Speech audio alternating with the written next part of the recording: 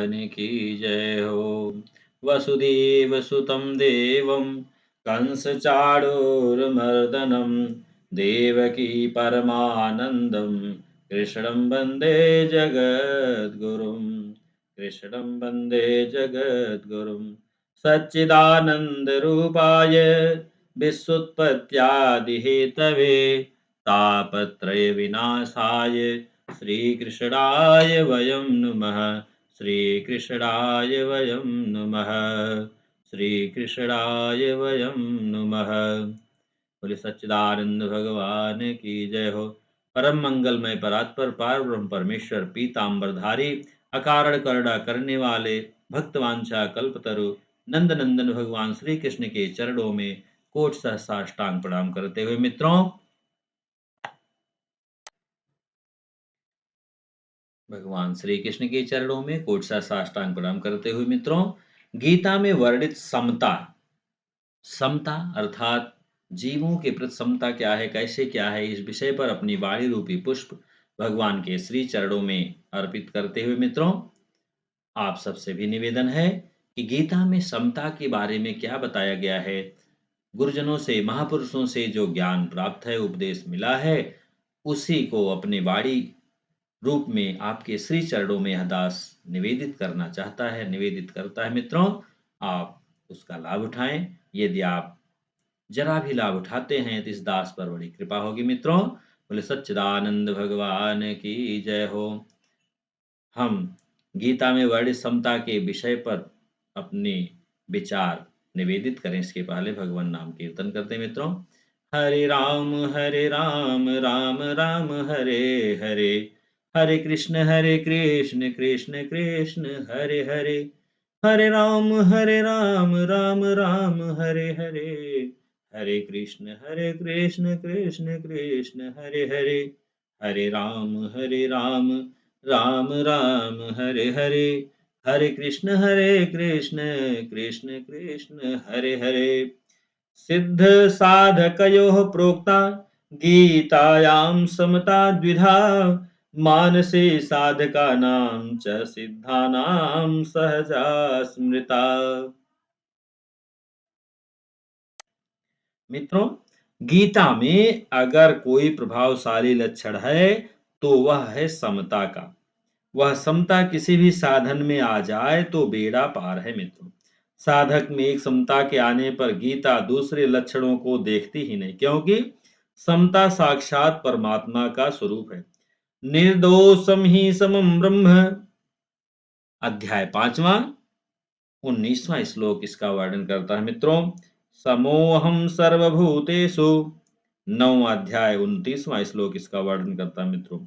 और समता में ही साधन की पूर्णता है, अतः समता आने पर दूसरे लक्षण अपने आप आ जाते हैं मित्रों।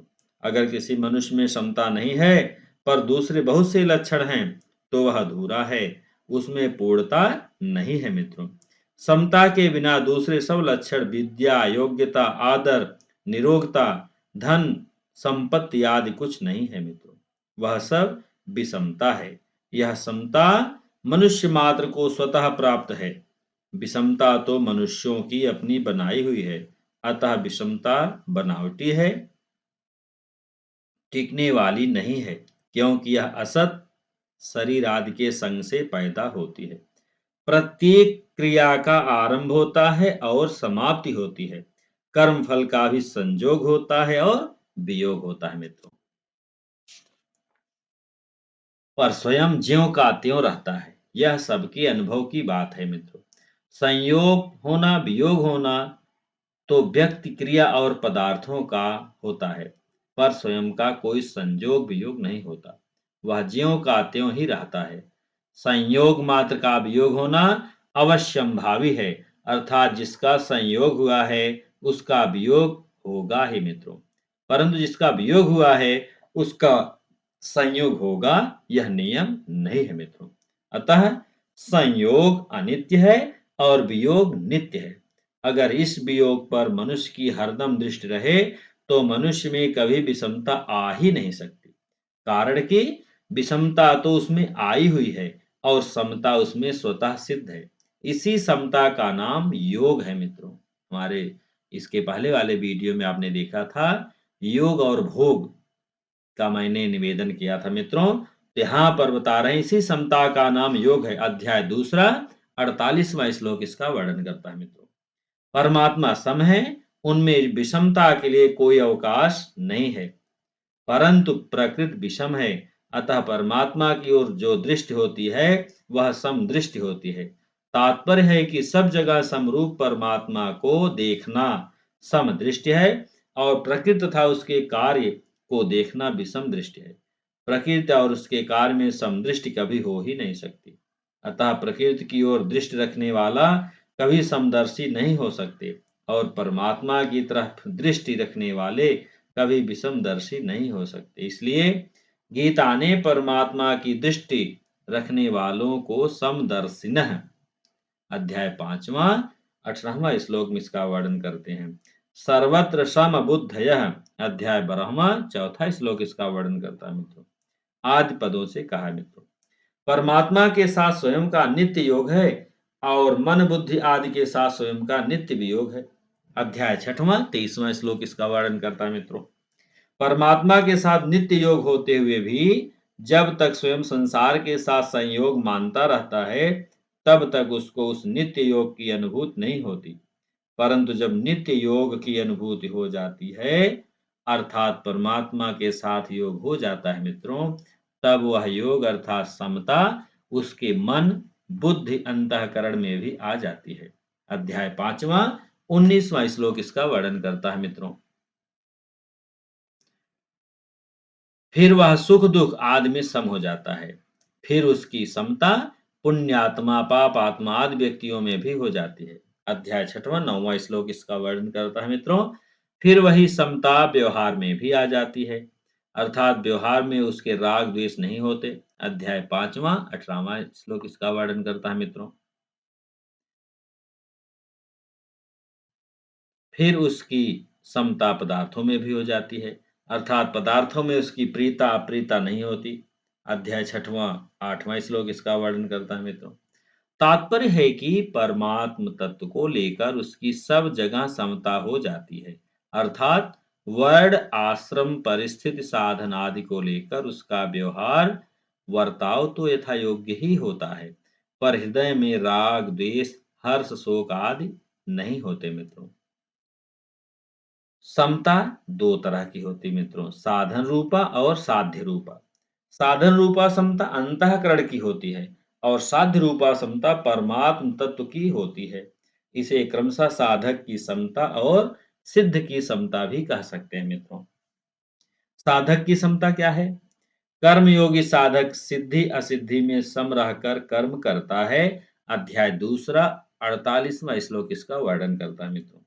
ज्ञान योगी साधक में सत असत का विवेक मुख्य रहता है। सत का कभी वियोग होता नहीं और असत कभी नित्य रहता नहीं। अतः ज्ञान योगी में सत स्वरूप से सदा ही समता रहती है। अध्याय दूसरा 15वां श्लोक इसका वर्णन करता है मित्रों। भक्ति योगी साधक भगवान निष्ठ होता है, वह भगवान की मर्जी में सदा ही प्रसन्न रहता है। अतः उसका सांसारिक पदार्थ वस्तु परिस्थिति आदि के संयोग वियोग से आने जाने से कोई मतलब नहीं रहता मित्रों। उसका केवल भगवान से ही मतलब रहता है।